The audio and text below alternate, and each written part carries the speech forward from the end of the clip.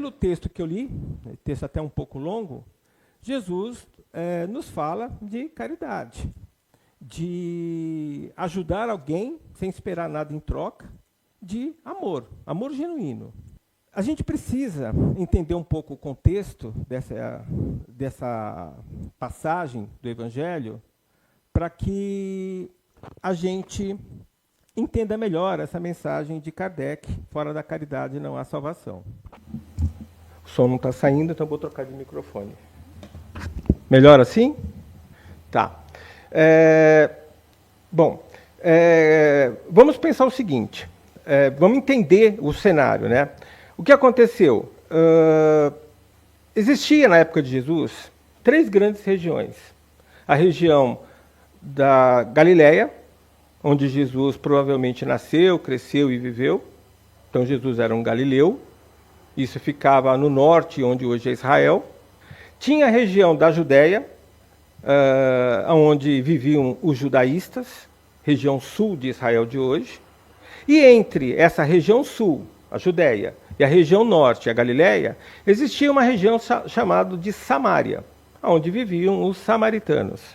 Só que os galileus eram judeus.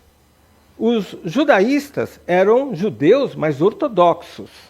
Ou seja, eles viviam no rigor das leis mosaicas. Pelo menos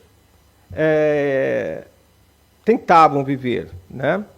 E os samaritanos já eram judeus meio que light. Por quê? Por questões históricas e culturais, eles cultuavam também outros deuses e tinham, inclusive, um outro templo que rivalizava com o templo de Jerusalém.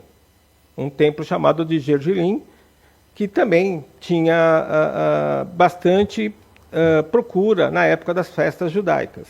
Ou seja, todo mundo era judeu, só que a prática judaica diferenciava de acordo com a região. Uns eram mais ortodoxos, mais caxias, como dizem, outros eram mais light. Só que tanto os judaístas como os galileus achavam que os samaritanos eram impuros, porque veneravam também outros deuses, além de Yahvé, ou Javé. E por causa disso, a terra onde os samaritanos viviam também era impura. Ou seja, os galileus, quando iam para a Judéia, evitavam passar pela Samária, e vice-versa. Que caminho eles faziam? Eles margeavam o rio Jordão, que cortava as 3 regiões. Eles iam pela margem do rio. E era comum, na época, fazer isso em caravanas. Então, de acordo com a tradição judaica, as festas, algumas delas, são obrigatórias. Festa da Páscoa, do Pentecostes, dos Tabernáculos. São festas que os judeus, até hoje, cultuam de uma forma bastante forte. E, naquela época, principalmente as festas da Páscoa, formavam-se caravanas, porque era uma viagem longa, de 150 quilômetros, que, margeando o Rio Jordão, tornava-se 180 quilômetros, que as pessoas faziam normalmente em 5 dias. Hoje, uma viagem que a gente faz até em 2 horas, na época era 5 dias caminhando. Não tinha estrada, então era andando mesmo, caminhando. E formavam-se caravanas, homens, mulheres, ou seja, se deslocavam em grupo para evitar justamente os salteadores, os ladrões. Porque à noite, ao dormir, podia-se fazer rotinas de vigília para evitar, né, esses ataques noturnos, principalmente. Jesus era um judeu. Jesus nasceu na Galileia, ele era um judeu e, portanto, ele seguia as tradições judaicas. Como um bom judeu, ele resolveu ir para as festas da Páscoa. Só que de vez ele ir pela margens do Rio Jordão, como todo bom galileu fazia, ele, para surpresa dos seus discípulos e seguidores, ele resolveu ir pela Samária.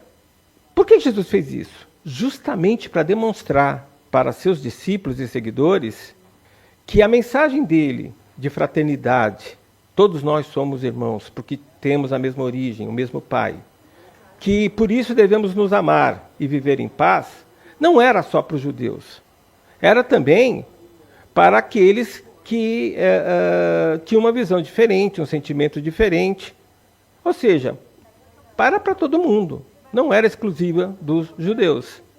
E assim ele fez. Cruzou a Samária e chegou em Jerusalém, aonde era a festa principal dos galileus e dos judaístas, no Templo de Jerusalém.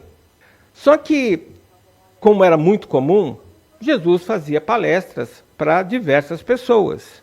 E como também já era comum nessas palestras, era comum você ter espiões dos sacerdotes, discípulos, na maioria deles, do Sinédrio, que era o tribunal judaico e religioso da época, porque eles queriam, na verdade, prender Jesus, só que para fazer isso eles precisavam de crimes, de acusações, de provas. Então os discípulos começavam, desses rabis, desses sacerdotes judeus, começavam a seguir Jesus, procurando essas faltas, esses crimes, para no dossiê, quando prendessem Jesus, tivessem do que acusá-lo. Nessa palestra específica, onde Jesus relatou essa parábola dos samaritanos, um doutor da lei perguntou para Jesus o que devia ele fazer para conseguir a eternidade, o reino dos céus. Jesus respondeu com uma outra pergunta. Jesus era um mestre, gente, como ninguém. Ele usava diversas técnicas de pregação, de ensino. Uma delas é perguntas e respostas. Outras delas é as parábolas, que é de origem grega. Enfim, diversas técnicas, dramatização, missões, vivências. Jesus usava diversas técnicas para transmitir informação, conhecimento, para ensinar. Então Jesus devolveu uma outra pergunta para o fariseu, para o doutor da lei. O que dizia as Escrituras, a Torá? E ele respondeu com correção. Tanto é que Jesus disse que estavam corretos. Ele respondeu que devemos amar Deus sobre todas as coisas, com toda a nossa força, com todo o nosso poder, com todo o nosso coração. Isso está em Deuteronômio, um dos livros do Pentateuco, mosaico, da Torá.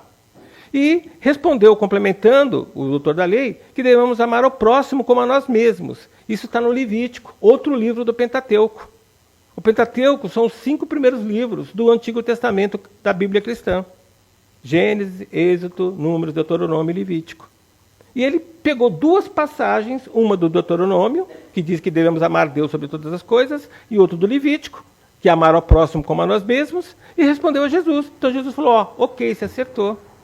Mas, querendo pegar Jesus cometendo uma gafe, ele insistiu. E como eu reconheço o meu próximo? Porque para o judeu, o próximo é aquele que é semelhante a ele, que pensa igual, sente igual, percebe o mundo igual. Ou seja, outro judeu, ortodoxo, se for um judaísta, ou simplesmente um judeu, se for um galileu. Se não for judeu, então não é semelhante. Ele fez essa pergunta com a esperança de Jesus, na resposta, excluir os romanos, os gentios, os não gentios, os próprios fariseus e saduceus da resposta. E Jesus, então, coloca a parábola do samaritano, onde o personagem principal é um samaritano, que os judeus, tanto da Judéia como da Galiléia, veem como um homem impuro. Esse samaritano, viajando sozinho, foi alvo de ladrões, por isso que o pessoal viajava em grupo, e deixou quase morto, semi-morto, jogado às traças. Veio um sacerdote, depois um levita, descendente dos levis, então também, na época de Jesus, visto como um homem puro, tanto quanto os sacerdotes, porque era um trabalhador do templo, um serviçal do templo, podia até ser também um sacerdote, um levi, e mudaram de lado, porque não viram aquele que estava ao relento, no chão, como semelhante. Veio um samaritano, considerado impuro, e socorreu aquele homem, tendo compaixão, tendo empatia, sendo altruísta, fazendo o que podia fazer sem esperar nada de retorno, nem um muito obrigado, nada. E deixando, inclusive, dinheiro para pagar a hospedagem e tratamento desse homem. E Jesus, para complementar, pergunta ao doutor da lei, na visão, olha a visão, como Jesus tem uma mente ampliada, na visão do homem que foi socorrido, qual dos três era o mais próximo dele? O doutor da lei, o fariseu, para não dar o braço a torcer, devia falar que foi o samaritano, falou que foi o homem que teve misericórdia. Não admitiu, mas disse, o homem que teve misericórdia, o samaritano. E Jesus então concluiu, faça igual que você alcançará a eternidade, que você reconhecerá o seu próximo. Ou seja, Jesus querendo dizer que o próximo é todo aquele que estiver à nossa volta. Não importa quem, que nós devemos amar, sem condições. Amar ao próximo sem condições. Esse foi o recado de Jesus. É difícil? Porque nós confundimos o amor com o gostar, e eu já falei isso em outras preleções. Jesus não pediu que nós gostássemos do jeito que o outro pensa, do jeito que o outro sente, das coisas que o outro faz, da forma como o outro vive. Jesus não pediu que nós gostássemos do outro. Jesus pediu que nós amássemos o outro. E amar é diferente de gostar. Porque o gostar requer recíproca. Eu só gosto de quem gosta de mim. Eu só gosto de quem me faz bem. São os amores menores dos gregos. Os amores maiores dos gregos é o amor incondicional. É o gostar incondicional. Eu amo o meu próximo, independente da origem dele, da onde ele vem, do que ele pensa, do que ele sente, do que ele fala, do que ele faz. Eu simplesmente amo o meu próximo, mesmo que ele não me ame, mesmo que ele me faça mal, mesmo que ele me prejudique. Eu o amo, é incondicional. Eu não preciso que ele me ame para eu amá-lo. É diferente de gostar. Quando Kardec coloca como título do capítulo 15 que fora da caridade não há salvação, Kardec está falando que sem a prática do amor nós não nos salvamos. Mas Kardec está falando salvar do quê? E salvar de quem? Aí tem várias interpretações cristãs.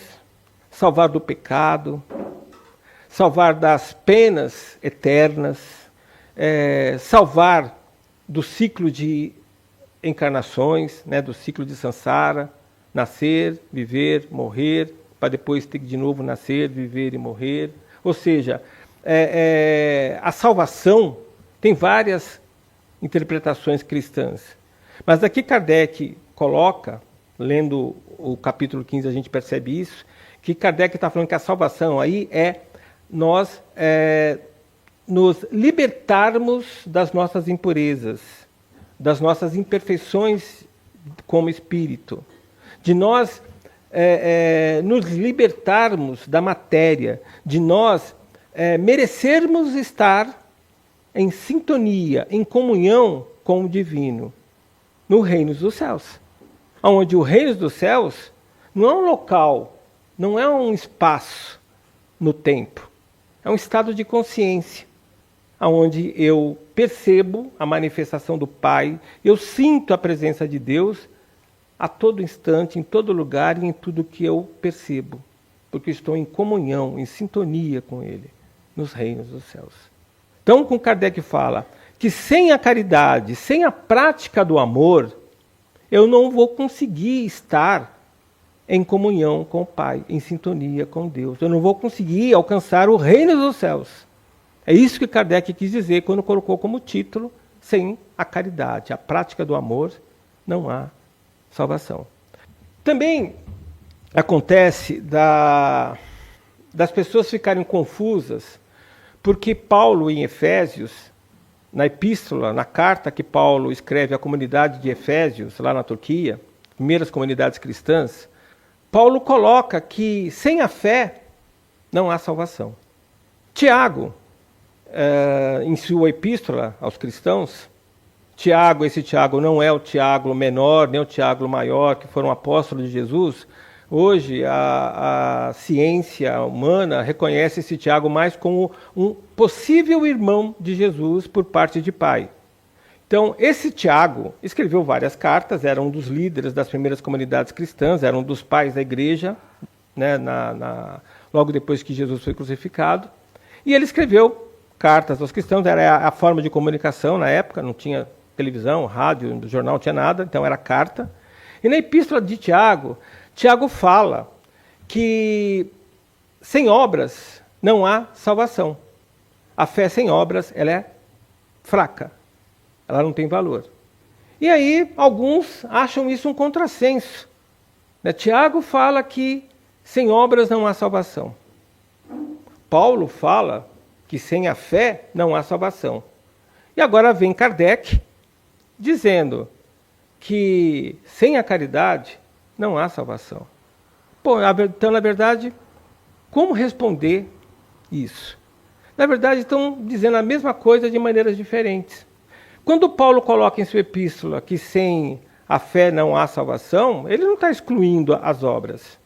Quando Tiago fala que sem as obras não há salvação, ele não está excluindo a fé. Porque se eu não tiver fé, eu não vou realizar boas obras.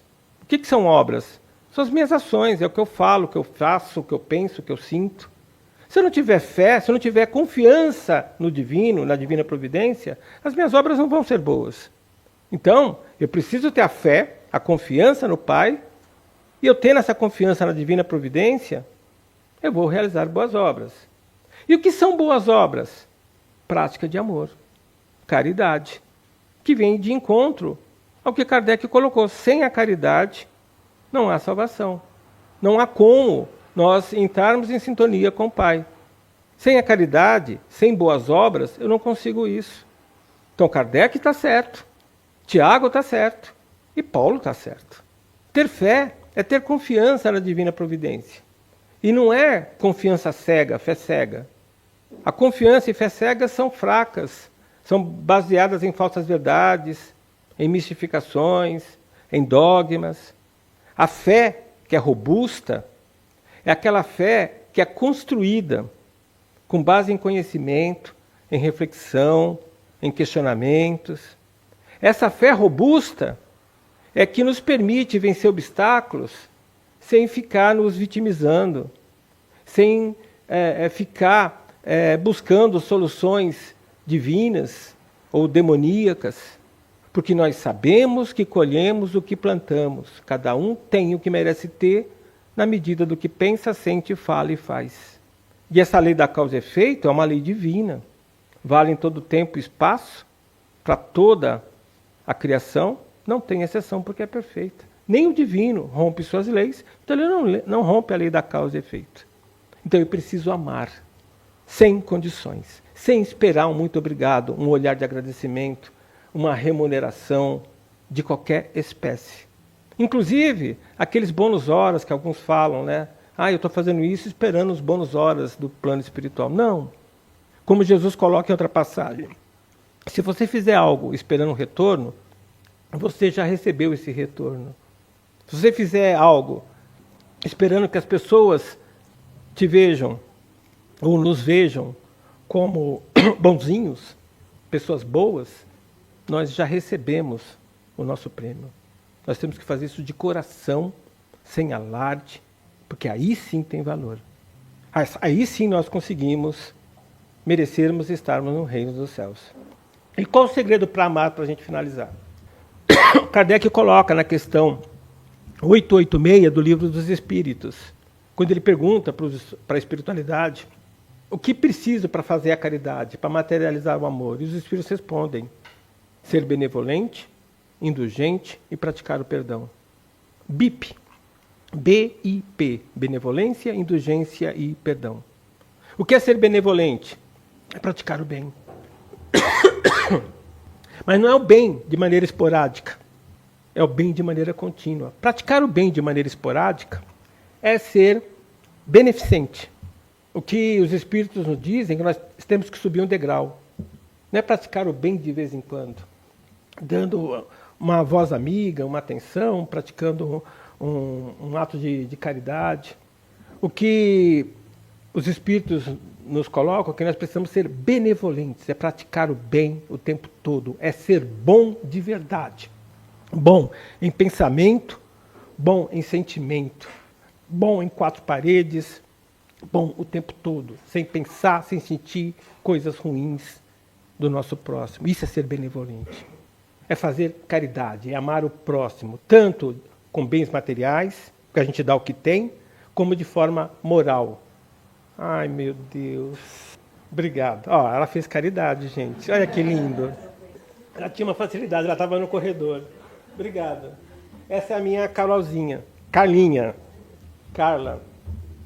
Bom, nossa, ajudou bastante. Para concluir, né, eu preciso ser benevolente, eu preciso ser indulgente. O que é indulgente? Ser paciente e tolerante com o outro. Paciente, respeitar o tempo do outro ser, dele fazer as coisas. Tolerante, respeitar o jeito do outro ser, dele ver o mundo, dele pensar, dele sentir. Eu preciso ser indulgente, saber que os outros têm limites, como eu tenho, e respeitar os limites do outro. Porque o tempo dele não é melhor que o meu e nem pior que o meu, é só diferente. O tempo dele ver as coisas, dele perceber, dele fazer. O jeito dele ser não é melhor nem pior que o meu, é diferente. A forma como ele vê o mundo, como ele percebe o mundo. Então eu preciso ser paciente e tolerante, isso é ser indulgente. E, por último, a prática do perdão é eu não sentir nenhum mal, nenhum sentimento de qualquer tipo negativo com relação ao outro. O perdão é importante para mim, para eu não envenenar meu corpo e minha alma com pensamentos e sentimentos ruins. O outro, ele pode querer a desculpa, que eu tire a culpa dele. Mas eu posso, inclusive, perdoar sem tirar a culpa. Ou tirar a culpa, aí a culpa é para o outro. Eu tiro a culpa ou não tiro a culpa dele? Perdão é para mim. Eu preciso me perdoar de qualquer sentimento ruim. Porque aí eu me purifico, eu me encho de Espírito Santo, eu me encho de poder. Eu fico inabalável e inatingível. É uma das requisitos para a gente ser inabalável e inatingível. Certo? Praticar o perdão. Então está aí o segredo. Praticar o BIP. Benevolência, indulgência e prática do perdão.